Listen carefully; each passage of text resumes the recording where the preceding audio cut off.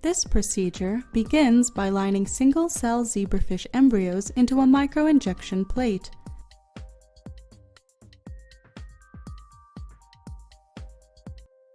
Microinject a fluorescent dextrin solution into the yolk just below the cell.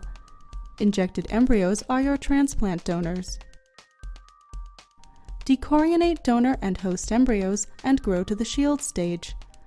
Load 2 decorionated dextrin-injected embryos side by side into one well of a transplant plate.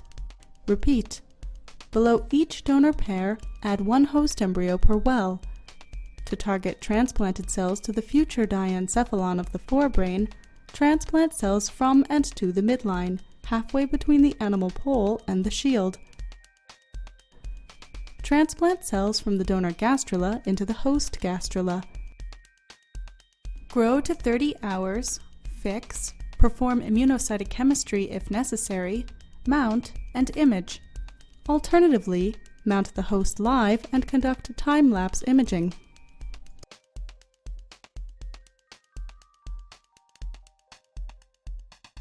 Hi, my name is Elizabeth Deschene from the laboratory of Dr. Michael Barresi in the Department of Biological Sciences at Smith College in Northampton, Massachusetts. And I'm the principal investigator of the laboratory, Dr. Michael Barresi.